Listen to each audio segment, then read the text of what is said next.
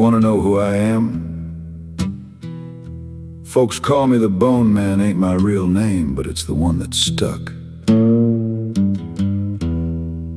Now most of you know Venice as a city of beauty. Water and stone carnival masks, music pouring out of churches like light through colored glass. And there was beauty there, no question. A red-headed priest named Vivaldi wrote some of the most breathtaking music the world had ever heard. And he wrote it for the orphan girls in his care. Some say orphans, but others say illegitimate daughters. Either way, they were girls the world had already decided it didn't want. He taught them, composed for them, built them into something extraordinary. And the audiences came, Lord, they came, but they never saw the girls perform. Iron grills covered the upper gallery where the girls played. Latticed screens, dark and fine, fixed to the wall. The music came through, the girls did not. Folks said the grills were there to protect the girls, to spare them the eyes of men looking at them in all the wrong ways. And maybe that's what Vivaldi believed. But tonight's story asked a different question. What if the grills weren't there to keep something in? What if they were there to keep you from running before the music was done with you? This is a story I call Behind the Grill.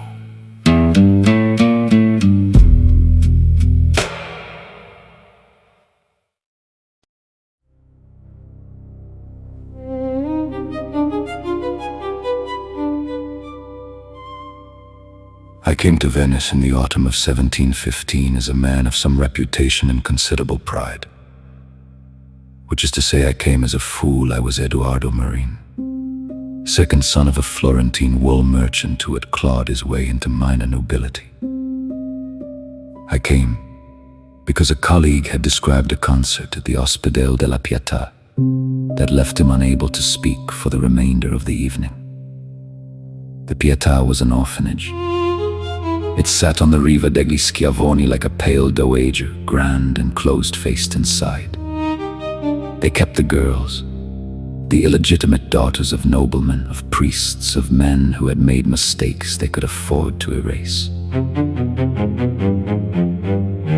Vivaldi taught them, composed for them, built them into something extraordinary. And the audiences came. But they never saw the girls perform. Iron grills covered the upper gallery. Latticed screens, dark and fine. The music came through. The girls did not. I told myself the discomfort I felt when I took my seat was conscience, sympathy. For the hidden, I was wrong about what it was. The concert began with a Gloria. I had expected competence. What I received in the first 30 seconds reorganized my understanding of what music could do. The violins climbed a phrase that seemed to reach for something just beyond its grasp. And then the voices dropped in beneath them. And I felt the sound move through me, not over me. Through me. It found the spaces between my ribs and settled into my chest like a hand cupping itself around my heart. 20 minutes in, the man to my left was shaking, his handkerchief pressed against his mouth, his eyes fixed on the grills above as though he could see something through them that I could not. During the interval, I did not go outside. I remained on my bench and looked up at the grills and felt something that was not quite admiration. The gallery behind the lattice was very dark. I could hear no shuffling, no murmur of voices, none of the small noise I might expect from 24 girls at rest. There was only silence, and a smell I had assumed was the candles. Something organic and Swedish I could not name.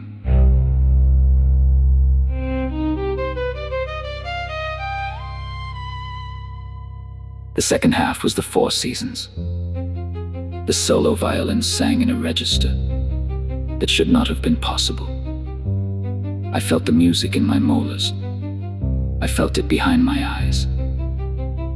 At some point I noticed I was gripping the bench with both hands, knuckles white, and I had stopped blinking. It was during the final movement of winter that I noticed the warmth.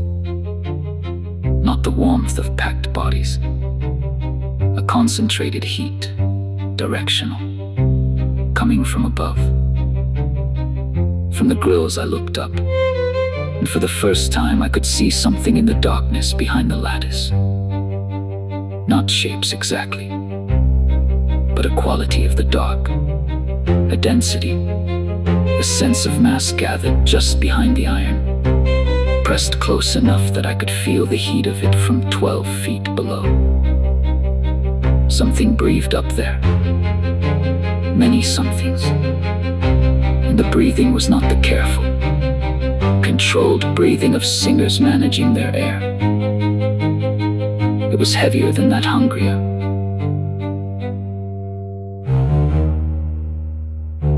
The final chord landed and held, and the grills swung open. I had not known they could open. I had not known they were doors. But they swung outward on hinges I had never seen, smooth and silent. And what came through the opening was not girls. It had been girls, perhaps, once. But what dropped from the gallery moved the way no girl moved. Boneless, and fast, and certain. And its mouth, when it opened, was not a mouth that had ever shaped the words of a Gloria. I remember the sound more than anything. Not screaming. There was no time for screaming. And besides, I think most of the audience was already too emptied by then to produce much volume. What I remember is the wet, industrious sound of harvesting, of something that had waited through the whole long concert for exactly this. The beauty was the mechanism. The beauty was what opened you up and held you still, while the darkness pressed close to the iron and breathed and waited for the last chord to release it. I do not know how I left. I have a fragment of memory. Cold stone, canal water. The Riva degli Schiavoni empty in the dark. And then gray morning light. My hands shook for 11 days. When I finally looked in a mirror, my eyes had gone from brown to something paler. The color of water over stone. They have not gone back. I have never returned to Venice. I have never attended another concert of any kind. I know what the music was doing now. The way you know the shape of a trap, only after it has closed around you.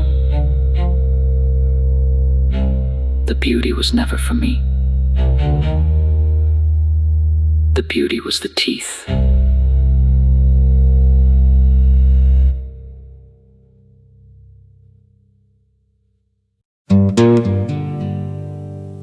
You've been listening to Requiem Radio, where music bleeds into the supernatural. And that was Behind the Grille. Folks always figured those grills were about shame, about keeping something unseen. But shame don't need iron that thick. Shame don't need hinges. The most dangerous kind of beauty ain't the kind that breaks your heart. It's It's the kind that holds you perfectly still, while something behind the dark gets its fill. Ain't gonna be no more tonight, y'all rest easy. And